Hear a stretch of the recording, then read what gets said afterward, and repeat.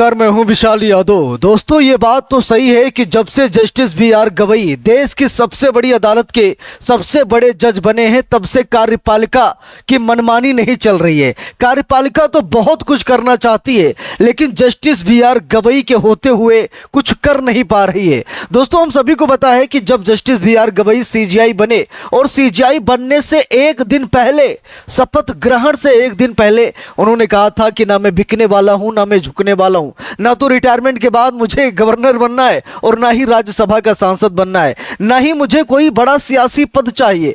दोस्तों, ऐसे जज सरकार को रास नहीं आते। हम सभी को पता है कि कई जज आए जिन्होंने ईमानदारी और मेहनत से काम करने की कोशिश की, तो खामियाजा उन्हें भुगतना पड़ा। कई जज ऐसे भी हमने देखे हैं जिन जजों ने सरकार से लोहा लिया, जिन जजों ने सरकार पर एक्शन लिया, जिन जजों ने सरकार की मनमानी को रोकने का प्रयास किया, लेकिन बड़े दुख के साथ कहना पड़ रहा है कि वो जज शायद हमारे बीच नहीं रहे। वो जज शायद सरकार के सरकारी शिकंजे का शिकार हो गए। तो उन जजों को लेकर सरकार बहुत ही ज्यादा नाराज रहती है। अब जस्टिस बी.आर. गवई को ले लीजिए। Justice B R. गवई ने क्या कहा कि ना मैं बिकूंगा, ना मैं झुकूंगा, ना तो मुझे राज्यपाल बनना है, ना ही राज्यसभा का सांसद बनना है, ना तो मुझे किसी पार्टी में ज्वाइनिंग लेनी है। Justice B R. गवई ने साफ साफ कहा। दोस्तों, जस्टिस बी.आर. गवई ऐसा क्यों बोल रहे हैं? अब आप लोग भी सोच रहे होंगे कि एक नॉर्मल सा इंसान सरकार के खिलाफ नहीं बोल सकता, तो देश की सबसे बड़ी अदालत का सबसे बड़ा जज ऐसी बातें कैसे बोल सकता है? क्या उसे डर नहीं लगता? क्या जस्टिस बी.आर. गवई को डर नहीं लगता? क्या उन्हें ये नहीं लगता कि सरकार हमारे पीछे जांच एजेंसियों को लगा देगी, सरकार हमें बर्बाद कर देगी? क्या सीजीआई जस्टिस बी.आर. गवई को नहीं लगता? लगता तो जरूर होगा दोस्तों, ऐसा हम नहीं कह सकते कि लगता नहीं होगा, लगता तो जरूर होगा। लेकिन जस्टिस बी.आर. गवई बाबा भीमराव अंबेडकर साहब के अनुयायी हैं। ध्यान सुनिएगा, जस्टिस बी.आर. गवई साहब बाबा साहब को ही मानते हैं।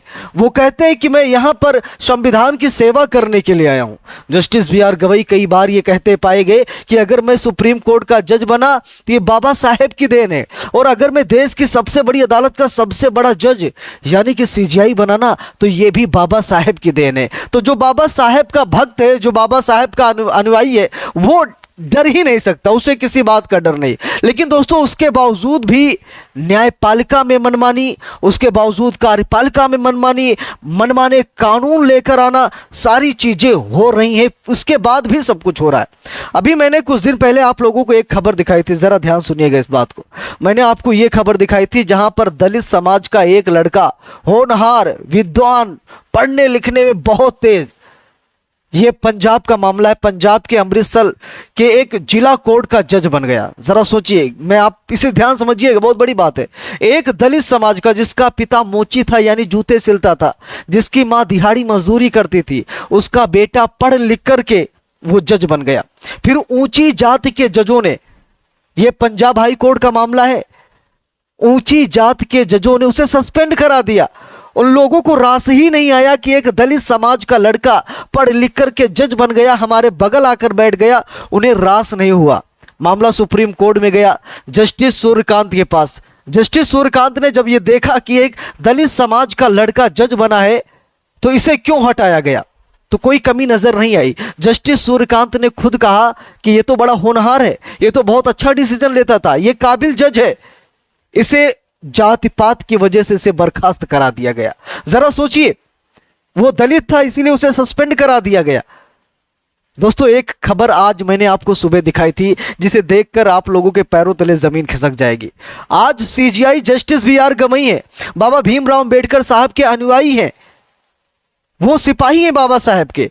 उसके बाद भी किस तरीके से मनमानी चल रही है, देख लीजिए।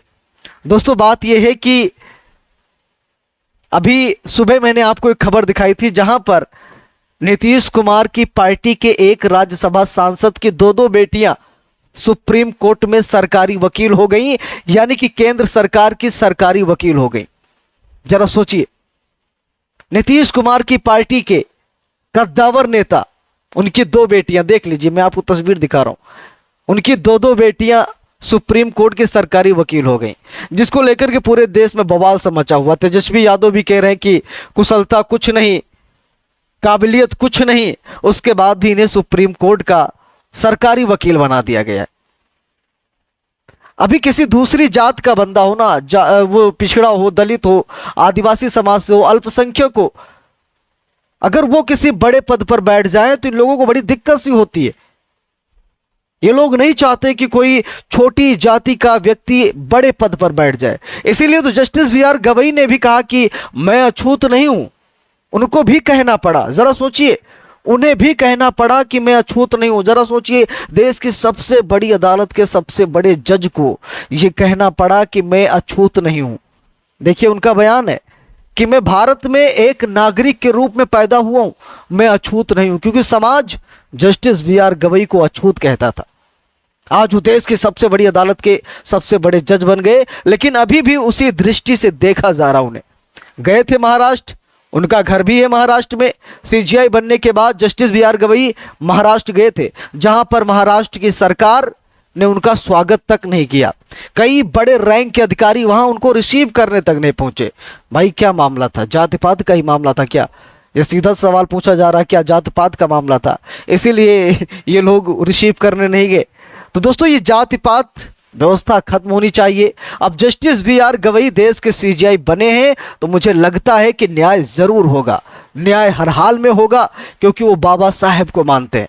सीजीआई की पदभार संभालने से पहले जो व्यक्ति ये बोल दे कि मैं ना झुकने वाला हूं, ना मैं बिकने वाला हूं, ना रिटायरमेंट के बाद मुझे कोई सियासी पद चाहिए, मुझे पूरा यकीन है कि वो व्यक्ति संविधान, समाज और देश की रक्षा जरूर करेगा।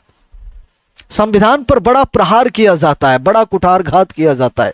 कई बार यही सरकार सुप्रीम कोर्ट के दहलीज पर पहुंची है, जहां पर संविधान की प्रस्तावना से समाजवाद और धर्मनिरपेक्ष, ये दो शब्द ऐसे दोस्तों जिसे संविधान की जान कहा जाता है, और जान को निकालने का काम सरकार ने किया। ये दो शब्द हटाने के पीछे पड़ गई, लेकिन वो तो अच्छा हुआ कि न्यायपालिका ने इन शब्दों को नहीं हटाया। नहीं तो ये लोग पूरी कोशिश कर रहे हैं कि धर्मनिरपेक्ष यानी कि सभी धर्मों की अपनी आज़ादी है, वो आज़ादी भी खत्म करना चाहते हैं। ये चाहते हैं कि हमारी मनमानी चले, मनुस्मृति चले, इसकी कोशिश कर रहे हैं। लेकिन जस्टिस बी.आर. गवई जैसा दोस्तों कोई नहीं है। उनके मैं हर एक फैसले का सम्मान करता हूं। Justice B R. गवई के रहते हुए मुझे तो नहीं लगता कि कभी अन्याय होगा, क्योंकि वो बाबा साहेब को मानते हैं, वो बाबा साहेब को पूजते हैं। और मुझे बहुत गर्व है जस्टिस बी.आर. गवई पर। ताबड़तोड़ फैसले लेते हैं, सरकारी अधिकारियों को सीधा जेल में ठूंसने की बात करते हैं और सरकार पर नकेल भी कसते हैं। तो ऐसे जज कई जन्मों में एक बार मिलता है दोस्तों। कई जज आए, कई जज गए। डी.वाई. चंद्रचूड़ को ले लीजिए, उनका कार्यकाल भी बेमिसाल रहा, लेकिन आखिरी के 3-4 महीने इतनी आलोचना हुई जस्टिस पूर्व सीजीआई डी.वाई. चंद्रचूड़ की कि उन्होंने रिटायरमेंट के बाद यहां तक कह दिया कि जो लोग हमारी आलोचना करते थे उनकी रोजी रोटी अब बंद हो जाएगी। जरा सोचिए, उन्हें भी आलोचनाओं का इतना सामना करना पड़ा। लेकिन जस्टिस बी.आर. गवई को लेकर पूरी उम्मीद है वो न्याय करेंगे। और दोस्तों, आप लोगों को जस्टिस बी.आर. गवई कैसे लगते हैं कमेंट करके जरूर बताइएगा। वीडियो को लाइक शेयर, अगर चैनल पर नए हैं सब्सक्राइब करके सपोर्ट कीजिएगा। मिलते हैं दूसरी वीडियो में, तब तक के लिए बहुत बहुत धन्यवाद।